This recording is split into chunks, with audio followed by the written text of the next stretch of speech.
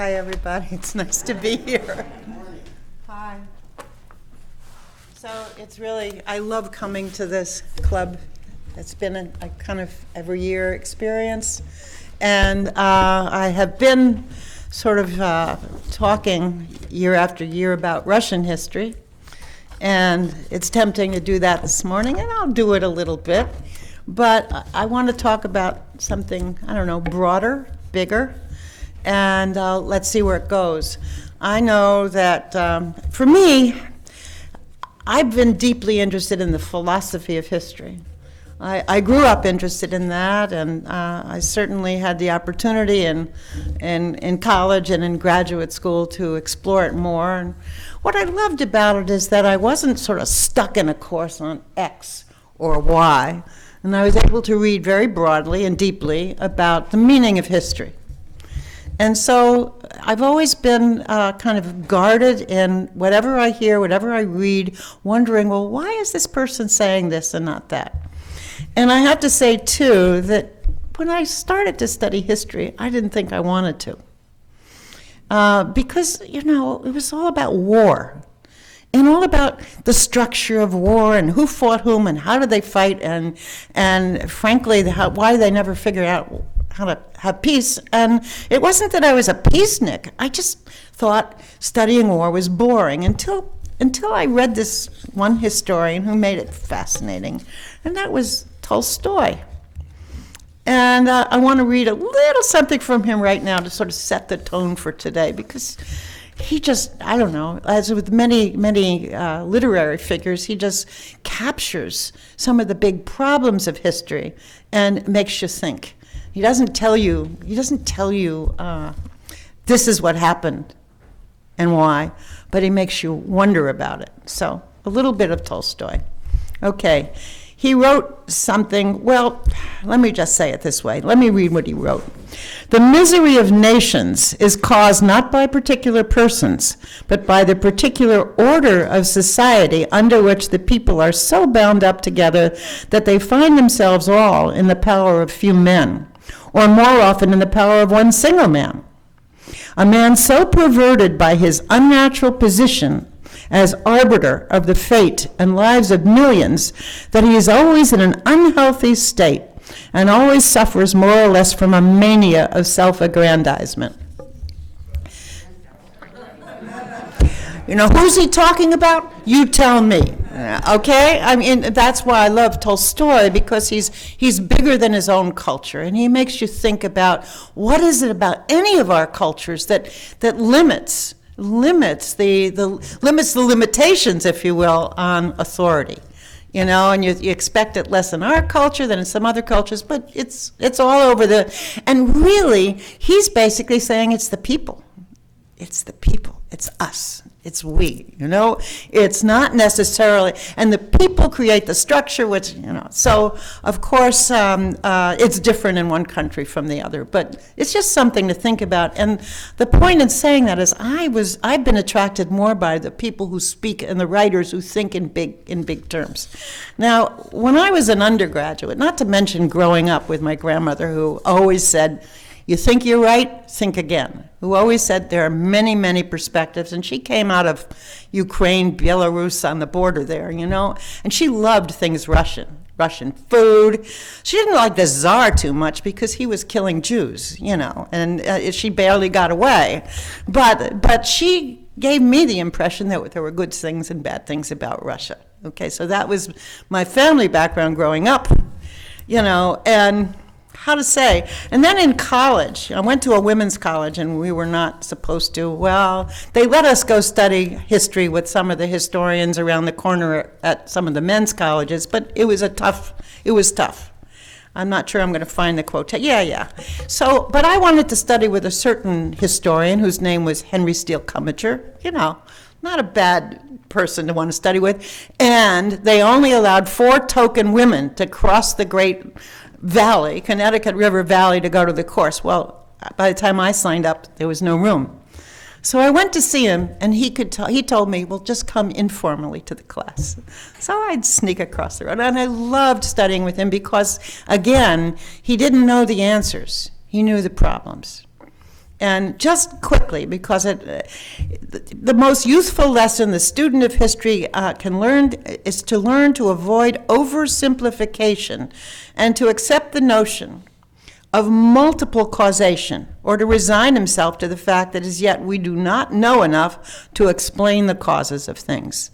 And I could go on and on, but I just remember so clearly cautioning any student, official or unofficial, to challenge any thesis about anything from Turner, whatever the thesis was, say, wait a minute, there's got to be more to it. So there's a certain kind of skepticism, and I love that. And he also quotes in here George Eliot, and because he loved George Eliot, who said the same thing in her own way. All people of strong, broad sense have an instinctive repugnance to maxims, because such people early discover that the mysterious complexity of our life is not to be embraced by maxims, and to lure ourselves up in formula, to hurl ourselves up in formulas of that sort is to repress all the divine inspiration that spring from a growing insight and sympathy. So, and she says, a man of maxims is the popular representatives of minds that are guided in their moral judgments solely by general rules, etc. The general message is, if you think you figured it out, think again. Another thing I would say about history is, you know the line that it's a bag of tricks that historians play upon the dead, often attributed to George Santayana, but in fact, Voltaire said it first, okay? And the notion there is that whatever we're thinking about now, about the present, is the way we read the past. So two things. One, beware of oversimplification, and the other is beware of your inclination to say, okay, this is the way it is, and this is how it got there. Because on the one hand, we assume that the way we think it is the way it is, but also we look for how it got there in terms of the way it is. We have blinders. And I can give examples. I'm afraid to give examples. You know why? Because we're all so damned opinionated. And in this culture, at this time, oh my God, there are aisles. People can't talk across. The aisles are Russia and America. They're not just Republican and Democrat, or Jew and Christian, or you name it. It's that there are aisles, and we're having trouble empathizing with the other, and also male and female, okay? Whatever that means in this day and age. But we're having trouble empathizing and crossing boundaries, because we see things our way, and we also assume that whatever happened back then is either justifies or explains exactly where we are. And so I guess my argument today would be to open our minds. And if we think about history in general, I believe I'm a convicted member of the history clubs and the history organizations, if you will, convicted, because I really believe that if we use history wisely, and if we read and listen wisely, if we read, because a lot of people don't anymore, history, then we realize the subtlety, and we don't presume to know it all. But that's asking a lot. And from my point of view, I don't know, I've taught history for decades, and then when you sit up on the presidential perch, if you think you know it all, get out of the office, and your challenge is to ask the question and shape the question and not to deliver the answer. You're going to be wrong, and you are wrong. So that's kind of the perspective I bring to whatever I like to study. Now, okay, having said that, let's pick two relatively non-controversial topics. Racism in America and nationalism in Russia. And I want us to laugh, I do, and I want us to step back and let go of our prejudices and think, okay, what is a good historical perspective on anything like that? Can we find one, since we all have blinders and we all have prejudices? How do we find one, if it exists? And how do we look at it? And what can history do for us? Can it help us rethink and open our heads, or are we stuck somewhere? And I will tell you that in my experience, if you think there are, let's say, strong opinions in this room, let me tell you what it's like, or I won't. I'll just tell you this. To work as a divorced Jewish woman for a group of board members who were either evangelical Christians or diehard Muslims, okay? You know, if you don't have a sense of humor, and if you don't empathize, and if you don't step back, it doesn't work, okay? And you have to learn, and I did the hard way sometimes, the hard way, is that I can't assume these guys, and they were mostly guys, don't know what they're talking about. Because one, I won't get anything done, and two, I'm going to be wrong. And humility is the answer, not defensiveness and knowing it all. So again, maybe I'm preaching here, but I am. I'm scared about my country because it's frankly more diehard prejudice than the people I know in Russia, who on the streets of Moscow are arguing about Putin. But do we know that? No. Why don't we? Ask that. So I'm just saying I've been humiliated, if not humbled, because of the prejudices I brought to cultures and also defensive feminism. It's another one. You're not going to cross boundaries if you set up those boundaries and say these guys are all wrong. No. They're not. You're not.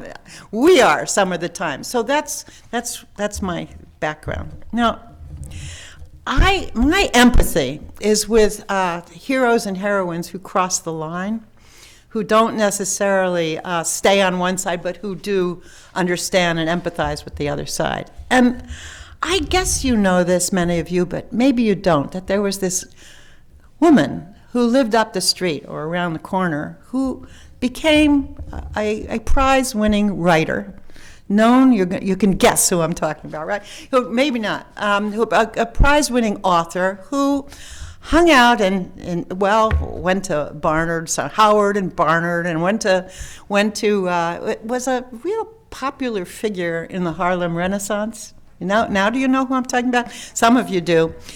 And Zora Neale Hurston, so many of us don't know, in this room and in general, what a formidable character she was. And we think of her as some black radical who challenged the establishment and was a figure of great controversy and the Queen of Eatonville maybe, but not of Orlando or Winter Park. Okay, so the thing about her that I most admire is that she was a real mainstreamer. She got a lot of people angry in Harlem in the 30s because she did not want to, as a black person, to get angry with the other side. She wanted to celebrate the beauty of her people, okay? And she got into such trouble with the black people in the movement in the Harlem Renaissance. So she wrote, "I am not tragically colored.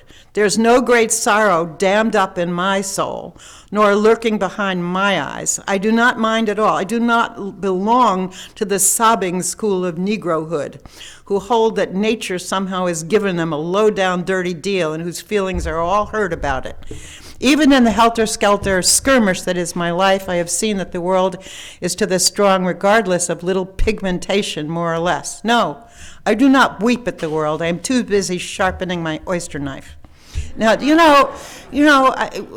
I guess my comment here is we don't read her.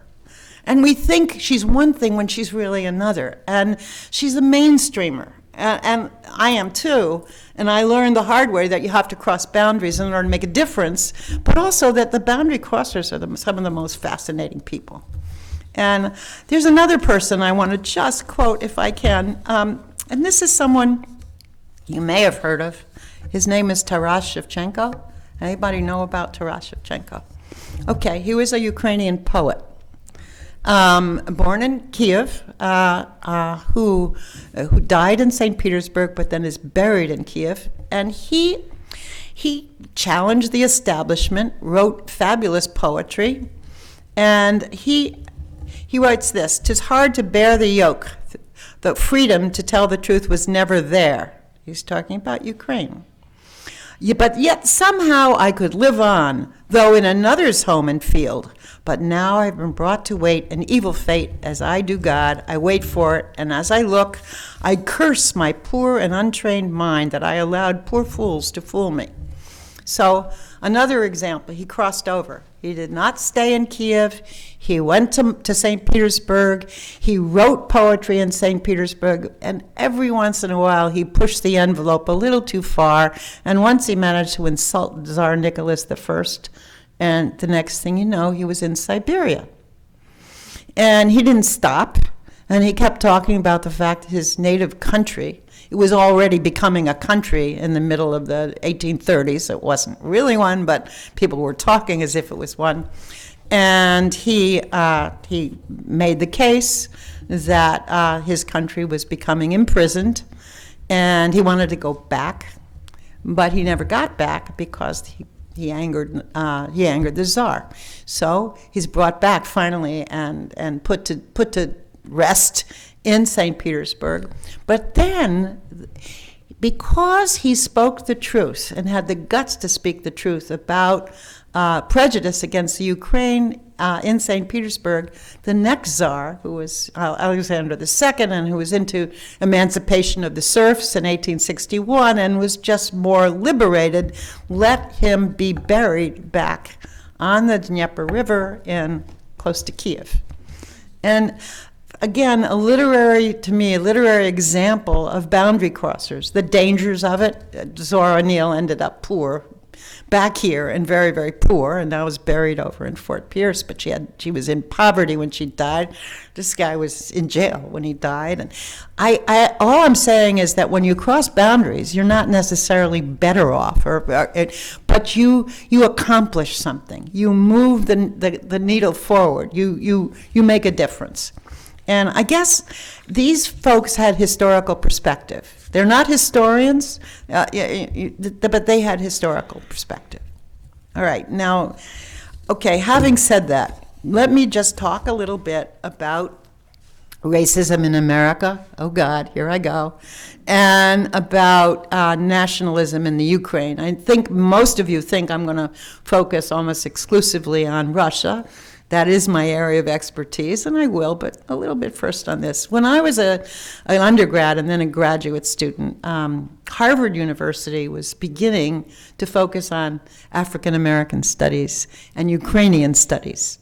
This was the late 60s, okay? And my professor was really at Columbia, but he moved over to Harvard, and I didn't go there. It's kind of like hanging out at Amherst, but I was there a lot because he was there, okay? And so I was there at the time that these movements were becoming legitimate academic activity, and saw the controversy in which they were established. On the one hand, you had angry alternative folks, be they Ukrainians or be they African Americans. On the other, you had mainstream folks or extreme folks who didn't like it at all. So these movements and these academic departments started in controversy. And frankly, they've been navigating ever since, And you have to ask yourself, why? Why is it still a rough situation? And why haven't the academics managed to convince the non-academics, if you will, how to manage it? Instead, we have, CNN and Fox News and all this nonsense. I'm sorry if I'm offending people, and we don't have a real historical perspective. It's tragic in our country, not to mention similar networks in Moscow. But it's tragic that in the world we're so polarized and oversimplified. But that's where we are. All right. I don't have answers. I believe that the historian's job is to frame the questions. And in a way, I hope we have time to try to do this a little later. It's humbling. It's really hard to frame the questions. If you ask the question, what is it about our country that that has led us into this state of being and affairs? Or you ask yourself, what is it about Russia that has led them and its leader into this tragic, overwhelming mass attack and desecration of another part of greater Russia, if you will, or separate from Russia country? You can see that both ways. What's going on? And why can't we learn from the past? Why do we, what's the problem here? So one of the answers, I don't have an answer, but I have a framework, something to think about. And I've been thinking about origin stories, okay?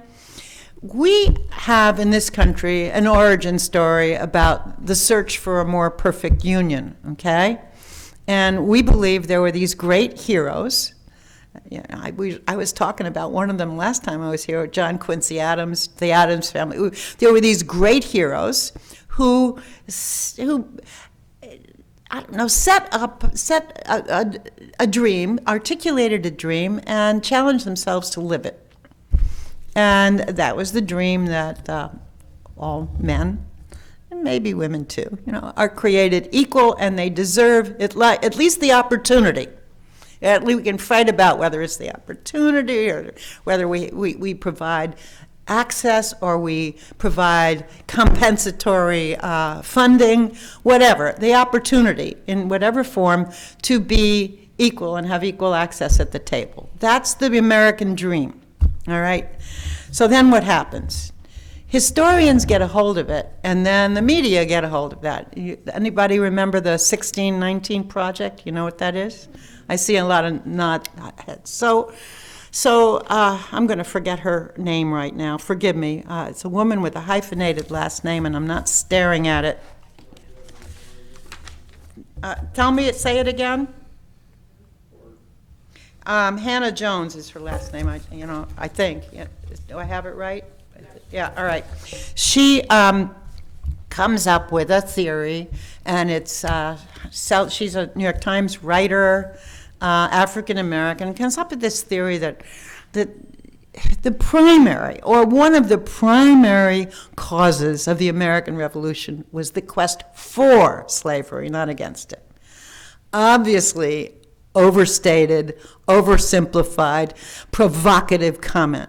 And the New York Times Magazine does a whole issue on this, all right? And one of her own, if you will, African-American sisters challenges it and writes a critique of this theory saying, oh, come on, you're overstating it. This is not what happened. Occasionally, of course, slavery was on the minds of some, but you're overstating it. Why overstate it? You're just going to make it worse. So what happens? She submits to the New York Times Magazine a critique of this overstated 1619 hypothesis, and what does the Times do? It ignores it. So then what happens is the project becomes a book, and it's an exquisitely written, fascinating book. I bet you haven't read it, but if you haven't, read it. Some of the ideas in it may be overstated. So what? It's a fascinating book and a series of arguments about the neglect to include sufficiently the African American experience in American history. Fine. But what happens with that book? Because it's overstated, you have a lot of mainstream historians saying, it's all wrong, forget it, don't read it, it's bad history. And, if you'll forgive me, you have the President of the United States taking part and saying, let's go back and make sure that the kids, our children, do not have to read about this because this is bad history. Even the president of West Point says it's okay to read about it, even if you don't like it, but he got in trouble for that too. So what happens in our country? All right, look at this example, and I deliberately picked it because nobody's right. Nobody's right. The question really is, what were the complex factors that found to help, militated, if you will, in favor, not in favor of, I'm not saying this right, that were at the basis for the foundation of our country and the struggle. Because most beginnings have struggles. They're not, so to speak, black and white. They're not. They have nuances and struggles. So what happens? You have one group of people saying you have to teach this truth to the kids, and another group saying you have to teach that to the kids. And you know, so it's the 1776 project versus the 1619 project, and my head is spinning and saying, wait a minute. Number one, everything is oversimplified. Number two, what should we be teaching our children? What is the right way to teach history to our children? How are we going to make history really a study of how we got from where we are to where we are now without imposing the present on the past? What should be done? And I keep thinking, why do we assume our children and our grandchildren can't cope with complexity? I don't get it. They see it the minute they get out of the womb. They're wondering quietly what's going on here. And every time, really, and every time we say it's this and not that, they challenge it, especially guys, but women too in their own. They challenge it. They don't believe in exactly what they're told. And so I'm thinking, why can't we teach the complexity of the origin of things? What is it? Why do we fear that? Why do we think kids need to know one truth or another? Frankly, because usually one group is angry. So if I'm an African American, my history is ignored, I'm going to make every kid know that this is the true history. And if my history is somehow insulted, I'm going to correct it to say this is the true history, and we're perfect, and we've moved in a certain direction, or we're horrible and we've moved in another. So this is my point again. We have to teach the nuances of history. History is complex. It isn't one thing or the other. Last time when I spoke about John Quincy Adams and the Czar, some of you were here, I remember. I don't know that I mentioned, maybe I mentioned that John Quincy brought with him a servant. Several, but one of them in particular, who is his personal servant. So here comes an American to Russia with an African American personal servant. What happens? The Tsar claims him for his own. So I mean, it's an absurd example of something about Russian-American relations way back when. And in the perception of Russia, well, sorry, but we've got good servants, you know. I want one, I'm jealous. Now, how does that fit into our sense of history? What do you make of that? How do you teach your kids what that means? This is a rhetorical question for discussion, but the point here is there are nuances. It isn't so much about good guys and bad guys. It's about where it was and where it's going. And you can talk about, and we could, about why we want to suppress and hide what happened, good or bad, or exaggerate what happened, good or bad. Why can't we just look at it, explore it, and help our children understand? Why? What's stopping us? Because one of us was talking earlier, about the fact that history keeps repeating itself, and we're not necessarily moving forward. I would argue it's because we get stuck in our own with our own blinders on, and until we take them off, we're not going to make much progress. Now, obviously, we have made some progress in the area of racism in America, but we have a long way to go. And there's also this prejudice, which fascinates me, maybe a subject for another day, that people in the North think it's worse than the South. Well, not really. It's different, okay? And that's the point. And you get the North and the South fighting about it. And all this bifurcation that doesn't do much good. Okay, so that's one thought to talk about. The other is nationalism in Russia.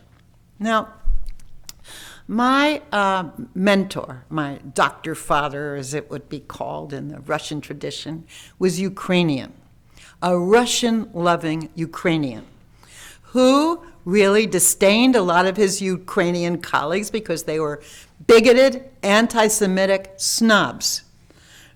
Who were infused with a kind of 19th century nationalism and sense of superiority. So when I first studied Kiev in Russia, and that was my field expertise, I had this idea that we should think that Kiev was part of Russia. We should, number one, because it was, and number two, because the Ukrainians need to be a little humbled. So this is 1960 something or other, okay? And look where we are now. I don't know quite what to make of it, but I want to say this is a fact. And it's kind of like, John Quincy and his situation with the Tsar. These things happen. So, in fact, when I started reading the history of Kiev, be it part of Russia or part of Ukraine or both, I was reading about, from the vantage point of a source written in the 11th, early 12th century. And it basically said, our land is, the big line, it was called the Russian Primary Chronicle, at least in 19th century Russian translation, Ruski, which meant really Russian, but it also could mean Ukrainian in those times. So the basic thesis of the book was, our land is great and rich, but there is no order in it. There were 12 to 15 different ethnicities in the area that is now the Ukraine. All right, it was not a country. The word Ukraine means, area, the border, but even that word wasn't used. And it was Kiev and all Russia. It was called all Rus, which now we're saying in the media and in general, Rus is not Russia, it's Ukraine. Well, it was called Kiev and all Rus, and the idea here was that you needed a prince or somebody like a prince to control the whole thing, or it was going to fall apart. And it's true. You did.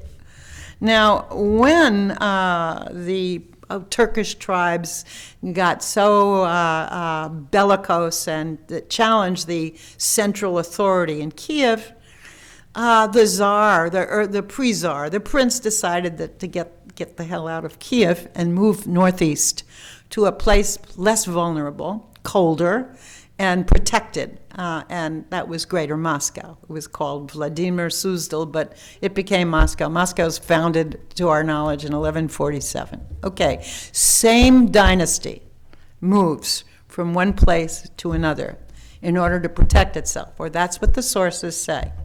So, is Kiev part of Moscow? Well, it's kind of like saying Trump is a good guy. Sorry, some folks. I'm making an analogy here for a point. He did something wonderful and not so wonderful. So did the Tsar. So did the Grand Prince. The point is, you look at history from various points of view and you see the good and the bad. At least that's what I think history teaches us. Moderation, respect for many points of view. You don't have to agree or disagree, but you have to try to figure out where it comes from. So, I'm Vladimir Putin, mass murderer, horrible person that we're reading about now. But I'm thinking, wait a minute, is Kiev part of Russia? Do I have any reason to make any claim historically toward that Kiev is part of Russia? Do I?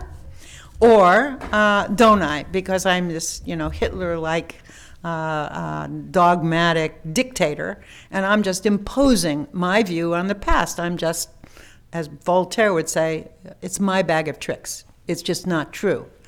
And what do I say? Here's the tricky stuff, and here's the danger, and here's something we can talk about. On one hand, I don't know, first of all, I don't know how many of you have read Putin's recent speech and read his 20-page thesis sort of about Russian history. Anybody? Yeah, somebody has. Okay, good. We can talk about it. My point is, at least we're reading it.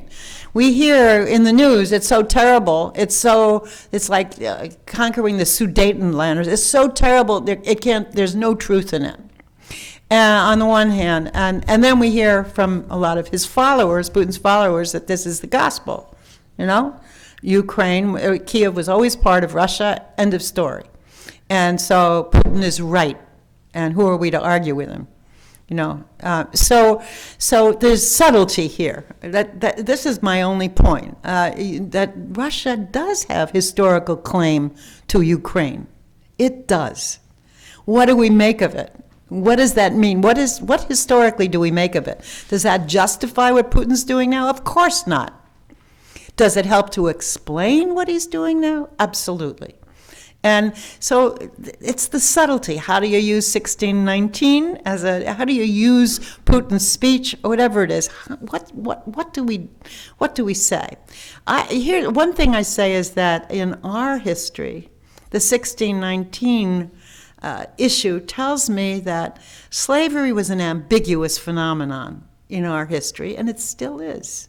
So let's look at the nuances and the ambiguities, okay, and not say it's good or bad. Let's look at what happened. And similarly with Kiev and Moscow, Muscovy as it was called, and you look at the ambiguities. Moscow really did rescue Kiev at the time from tribal, devastating internecine problems. It did. We don't, that's heresy, but it did. So how do we look at these? What do the sources tell us about nuances? Can we, as historians, as how to say, professional or otherwise, can we look at these sources and see and find the nuances and look at what they mean by implication, or do we just want to see what we think is the case?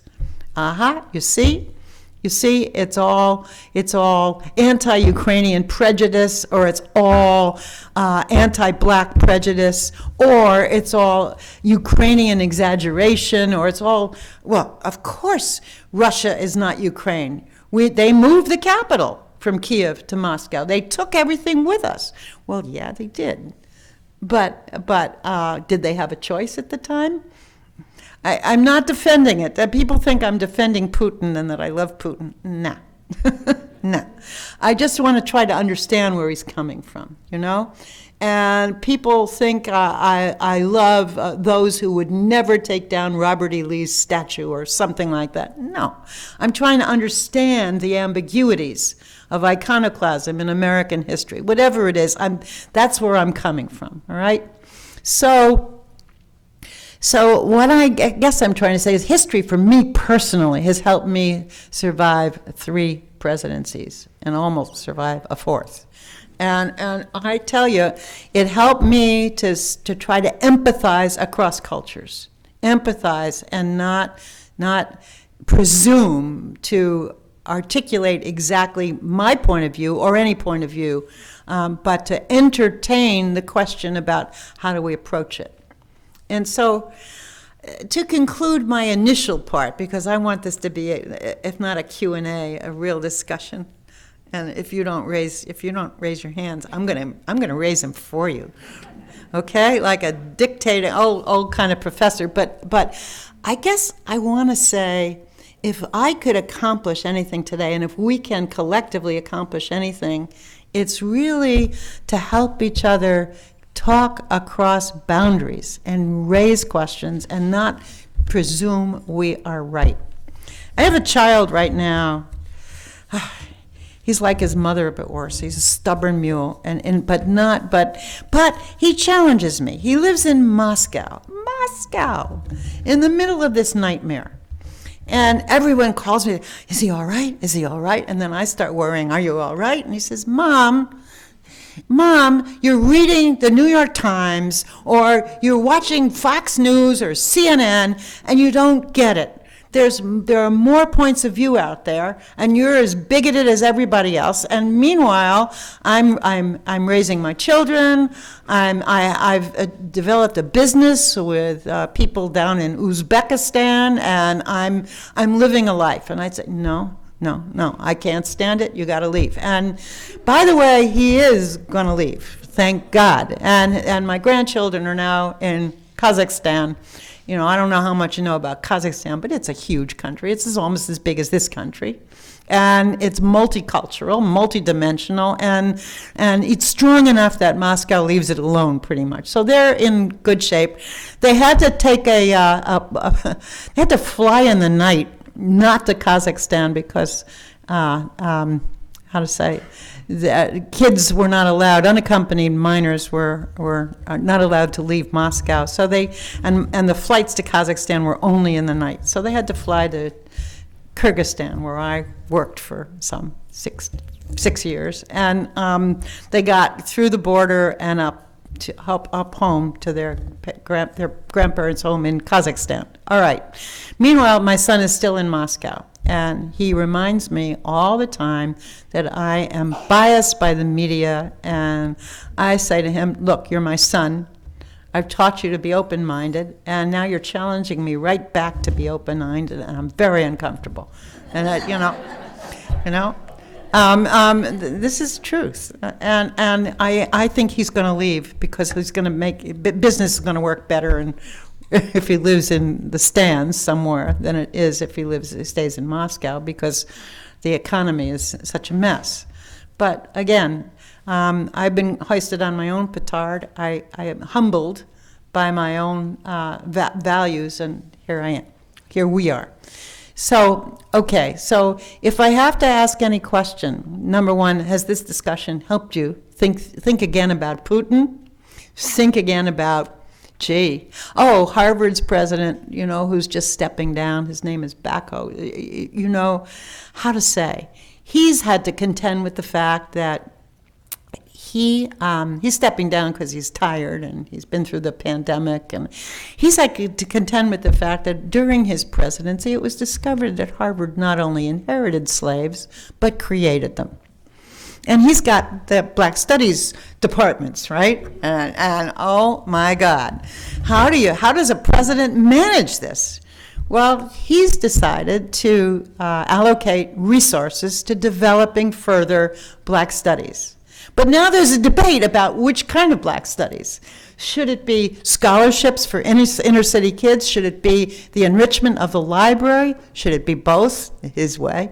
How to say? When we're up on that pulpit, we're stuck. You have to carve the way that is historically sensitive, does not it deals with present things, but is historically sensitive too.